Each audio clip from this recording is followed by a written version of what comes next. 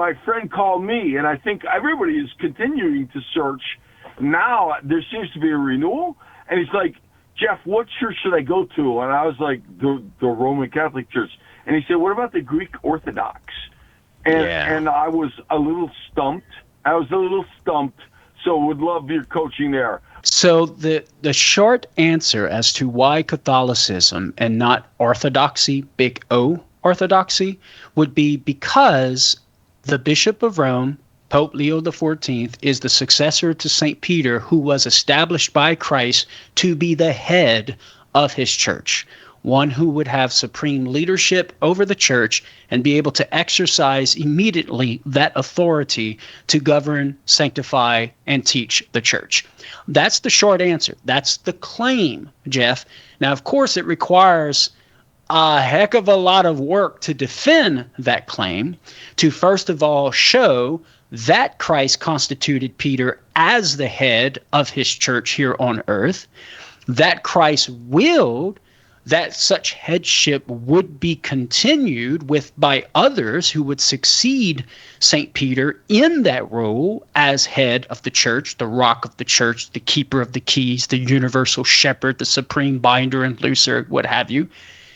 Evidence for those claims, I would recommend my colleague and good friend Joe Heschmeyer's book, Pope Peter. Joe does a great job establishing that claim that Christ constituted Peter as the head of his church. Now, the next question arises, Jeff, well, is there any historical basis for the claim, the Catholic claim, that those who succeeded St. Peter in the bishopric of Rome had and continued that headship, recognizing it themselves, exercising it, and others throughout the Christian world recognizing such leadership qualities and supreme authority?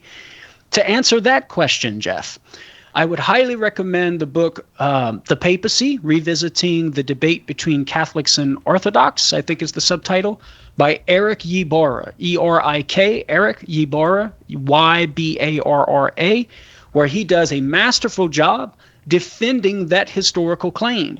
And then I would also recommend checking out his YouTube channel and his other writings where he unpacks on a more popular level what he does in an academic way in his book on the papacy. And what you find there, Jeff, is the historical case for the papacy, that the historical Christian church recognized that those who succeeded St. Peter in the bishopric of Rome continued in that headship, in that leadership of exercising authority over other local churches throughout the Christian world. I argue it starts with Clement's letter to the Corinthian church in the 1st century, where request is made of the Church of Rome by the Corinthian church to help settle their disputes concerning those who rejecting presbyters. And the Church of Rome responds with authority, recognizing that its words needed to be obeyed. It wasn't just brotherly counsel, but they needed to obey the words of the Church of Rome, lest they sin. That's the tone of Clement's letter to the Corinthian church. Ignatius of Antioch, in his epistle to the Romans, he shows an interesting reverence for the Church of Rome. It's not all the way of proving the Church of Rome's authority, but indeed a posture of reverence, saying how it presides in love. Ignatius doesn't issue orders for the Church of Rome like he does for the other churches.